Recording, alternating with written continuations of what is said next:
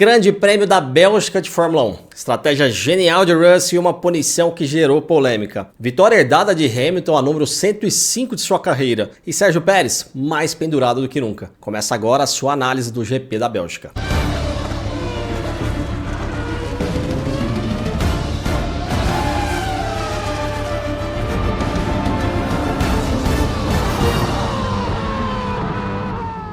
Essa análise é um oferecimento de F12.bet. Jogue com responsabilidade. Bom, já era esperado uma punição para o Max Verstappen por troca do motor de combustão. Ele perdeu um motor que era novo lá no GP do Canadá no começo do ano e acabou antecipando muito a sua troca. Na Bélgica, por ter muita reta e teoricamente não ser tão difícil de ultrapassar, a Red Bull sempre opta por pagar essa punição quando necessária em Spa. 10 posições de penalidade para o Max Verstappen no grid de largada. Tsunoda também foi punido, porém com mais de 60 posições, independente do que ele fizesse, ele ia largar no final do grid. A diferença do Tsunoda é que além do motor de combustão, ele trocou toda a parte híbrida também e estava pendurado em todas elas. Na classificação, pista molhada e pneus intermediários. Um desafio enorme para as equipes e para os pilotos. O carro ideal para a chuva, ele é mais alto para evitar a aquaplanagem e bastante carga aerodinâmica para gerar aderência. A suspensão também tem uma configuração diferente. Isso é completamente o contrário do carro ideal para Spa no seco. Com as retas longas, o ideal é conseguir andar com o mínimo de downforce para ganhar velocidade nas retas e o mais baixo possível nessas retas. Lembrando que as equipes não podem mudar os seus carros da classificação para a corrida. Elas estão em regime de parque fechado, portanto elas precisam decidir qual vai ser a prioridade. Se ajusta o carro para classificar bem na chuva, mas sofre na corrida no seco, ou se vai mal na classificação na chuva, mas fica com um carro muito bom de ritmo de corrida quando tiver seco. Quem passava por último na classificação pegava uma pista melhor e aí melhorava o tempo. Pérez passou para o Q3 por apenas 3 milésimos, mas encaixou uma boa volta para a terceira posição lá no Q3. Apesar de estar a 6 décimos do Verstappen, que mostrou mais uma vez que ele faz a diferença, principalmente nessa condição de chuva. Hamilton poderia ter conseguido uma segunda posição, que significaria a pole depois da punição do Verstappen, se ele tivesse encaixado seus melhores setores em uma única volta. Bom, depois da punição de Verstappen, pole do Leclerc com Sérgio Pérez na primeira fila e Hamilton em terceiro, seguido pelas duas McLarens e George Russell. Corrida. Para o domingo, como esperado, o clima era de calor e pista seca. Nos anos anteriores, uma das reclamações dos fãs era de que o DRS, na longa reta depois da Eau Rouge, facilitava muitas ultrapassagens. Para tentar solucionar isso, a FIA encurtou em 75 metros o uso do DRS nessa primeira zona e foi determinante na corrida. A grande maioria, como no ano passado, optou por largar de pneus médios e a previsão da Pirelli era de 2 paradas. A estratégia mais comum seria largar de médios e depois usar duros e duros depois nas 2 paradas seguintes. Dos 10 pilotos da frente, apenas o Carlos Sainz optou por largar de pneus duros na 7ª posição. Na largada, dos 3 primeiros, Hamilton e Leclerc tracionaram muito bem e o Hamilton conseguiu ultrapassar o Sérgio Pérez por dentro. Norris mais uma vez estragou tudo na largada, ficou um pouco preso atrás do Pérez, com o Piastri do seu lado direito, só que ele errou sozinho na saída da primeira curva. Quando ele acelera, ele está bem em cima da zebra, com os pneus dianteiros ainda fora da temperatura. Ele foi sozinho para a brita, provavelmente empurrou a frente do carro e ele caiu para 7º colocado. Hamilton, na volta 3, já conseguiu superar o Leclerc com o DRS e assumiu a ponta. Nesse momento, o Russell era o 5º colocado e o Verstappen já era o 8º, atrás do Lando Norris. A previsão da Pirelli para quem largava de médios era de parar entre a 10ª e a 15ª volta. Dos primeiros, surpreendentemente, Russell e Verstappen foram os primeiros a pararem, na 10ª volta. Russell tentando fazer o undercut para cima do Piastri e o Verstappen tentando o undercut para cima do Norris. Na volta seguinte, Hamilton, Pérez e Piastri também pararam. Hamilton para se proteger de um possível undercut do Leclerc, Piastri para se proteger do Russell e o Pérez para tentar fazer o undercut para cima do Leclerc. Norris não adiantava mais parar na mesma volta porque ele já voltaria atrás do Verstappen, ele já tinha tomado o undercut. Por isso ele partiu para tentar prolongar um pouco mais esse primeiro stint, pensando lá no final da corrida. Russell conseguiu um undercut em cima do Piastri, mas foi ultrapassado logo no primeiro DRS seguinte. Leclerc parou na outra volta. Deu 2 voltas de oportunidade para o Pérez conseguir o undercut, mas mesmo assim voltou na frente do mexicano. A razão é a volta de saída do Sérgio Pérez dos boxes e a primeira volta na sequência. Verstappen, quando parou, por exemplo, foi quase 1 segundo mais rápido na volta de saída dos boxes do que o Sérgio Pérez. Na volta seguinte, o Piastri já assume a posição do Sérgio Pérez também. Norris só foi parar na volta 15, no limite da Pirelli. Quando ele voltou, ele que estava antes na frente do Verstappen, agora ele já estava 6 segundos para trás do Verstappen, para mostrar mostrar a força do undercut no GP da Bélgica. Sainz levou até a volta 20 com os pneus duros e indicava que ia tentar uma parada só, mas parou para colocar os pneus médios e estava claro que se os duros só duraram até a 20ª volta, dificilmente os médios durariam mais 24 voltas. Para quem é tentar uma parada só, é muito mais coerente você esticar o último stint, quando o carro já está mais leve e com menor consumo de pneus. Russell, que ainda estava em quinto, passou pelo Pérez com facilidade na volta 21 e na sequência, antes de ser ultrapassado por Verstappen, Pérez fez uma parada antecipada e estranha. Ele tinha apenas 10 voltas nos pneus médios e foi para os duros na 21 para tentar chegar até o final da corrida. Leclerc para na 25 para tentar ir até o final com os pneus duros. Russell, na volta 26, provavelmente na volta que ele pararia se fosse para 2 paradas,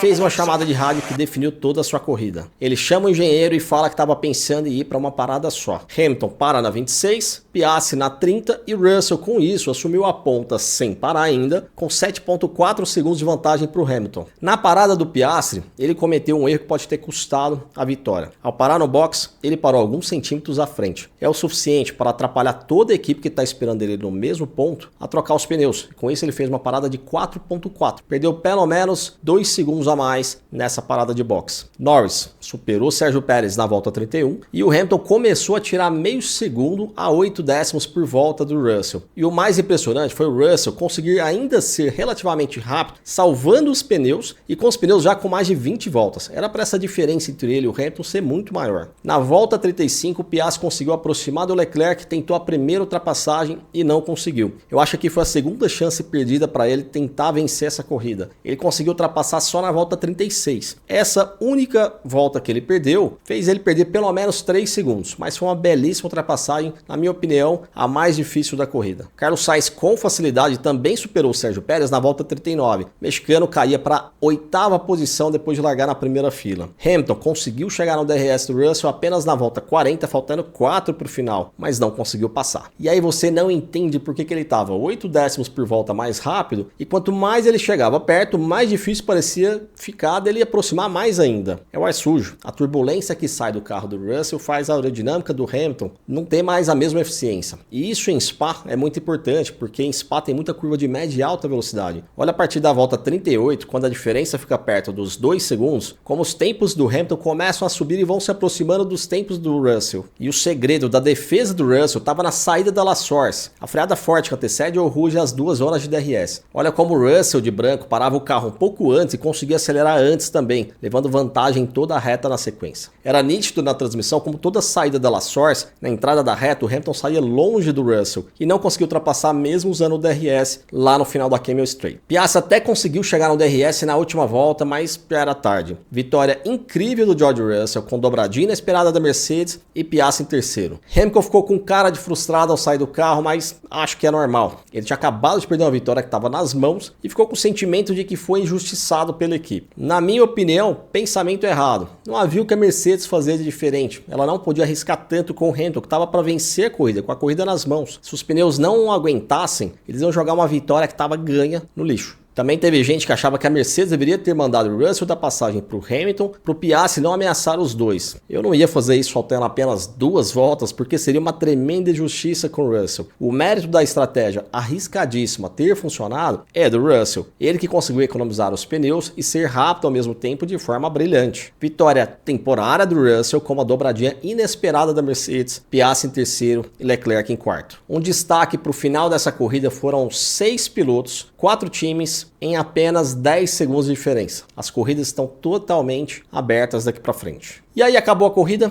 tivemos uma polêmica e a surpresa. O carro do Russell não atingiu o peso mínimo e ele foi desclassificado. E aí eu te explico o porquê dessa desclassificação. A regra do peso mínimo de um carro de Fórmula 1 existe desde antes da própria Fórmula 1. O regulamento de 1926 das corridas pré-Fórmula 1 já traziam essa regra. Ao longo dos anos esse peso mínimo foi crescendo e chegamos aos atuais 798 quilos, medidos sem combustível no tanque e sem o piloto. Peso seco que chamamos. E qual a razão dessa regra? A principal é a segurança. É um consenso que um carro de Fórmula 1 perde em torno de 3 décimos de segundo por volta a cada 10 quilos. Portanto, quanto mais leve, mais rápido. Materiais mais leves tendem a ser menos resistentes a impactos e isso comprometeria a segurança dos pilotos em caso de acidente. Outro fator é o custo. Uma busca por um material extremamente leve e ainda assim resistente elevaria muitos gastos de desenvolvimento dos times e acabaria com as equipes menores. No caso do Russell, foi apenas 1,5 kg. Fez a diferença para o desempenho dele?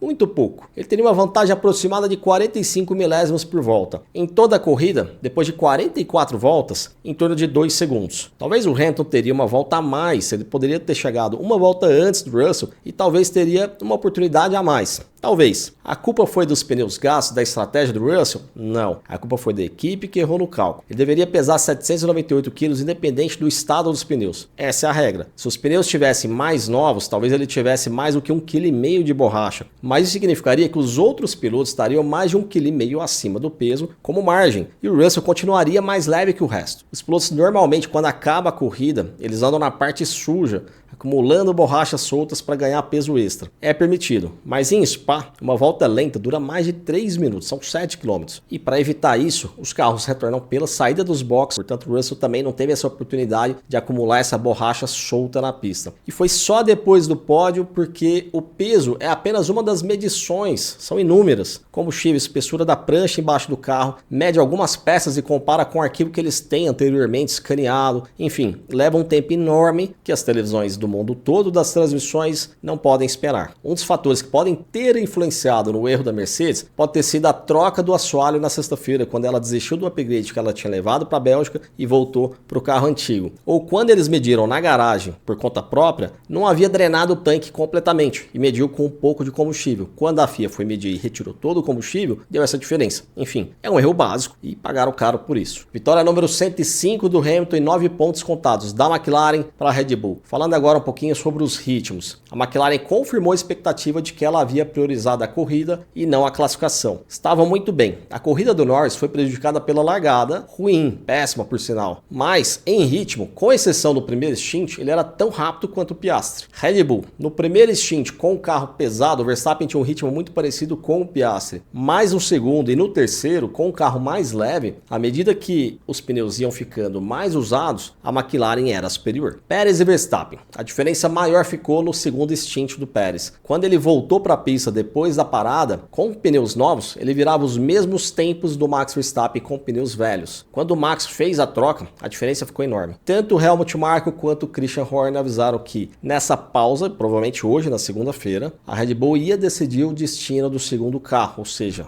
do Sérgio Pérez. Daniel Ricciardo fez uma boa corrida, terminando em 10º nos pontos depois da desclassificação do Russell. E uma hora depois da corrida, a TV DAZN flagrou conversa entre ele e o Christian Horner, onde parece que o Daniel saiu com uma cara, um sorrisão no rosto, como se tivesse sido promovido. Eu acho difícil o Pérez permanecer no time. Mais uma vez a McLaren pontuou mais do que a Red Bull e não dá para aceitar ele largar de segundo colocado e terminar na 8ª posição, sendo que o Max saiu de 11º para 5º. Houve outro rumor também nessa semana que tanto o Daniel Ricciardo quanto o Lawson iam participar de um teste de gravações ainda por essas semanas. E o tempo de volta dos dois ia ter uma comparação, ia ser determinante para definir quem que vai assumir essa vaga. As três forças da corrida, Mercedes, McLaren e Ferrari. Interessante como a Ferrari rendeu bem no início, colocando como a segunda força, mas à medida que ia perdendo peso, o rendimento caía em relação à McLaren, que era o melhor carro nas condições finais da corrida. Bom, notícia de última hora de hoje é que a Williams assinou com Carlos Sainz para 2025 e além. A gente não sabe exatamente o que é esse além. Sainz era o principal motivo do mercado ficar travado. Agora, sobra uma vaga na Sauber, uma na Alpine, uma na Mercedes e a confusão toda da Red Bull e Racing Bulls. Mas eu acredito que o contrato do Sainz provavelmente deve ser com o mecanismo que ele possa sair depois de um ano, para que talvez ele possa migrar para a Audi ou outra equipe em 2026. Eu sei que essa era a vontade do espanhol, não sei se ele conseguiu. Bom, a Fórmula 1 retorna agora apenas no final de agosto, em Zandvoort, no GP da Holanda, casa de Max Verstappen. A McLaren já avisou que terá novidade e não vai parar de evoluir. É uma pausa de um mês para as equipes poderem revisar os dados e trazerem novidades, sejam em melhorias ou melhores setups. Mais uma vez eu agradeço a você que nos deu essa audiência, compartilha com seus amigos, se curtiu já coloca para seguir, curte esse vídeo que assim você continua nos ajudando a produzir mais e mais conteúdos aqui nessa plataforma também.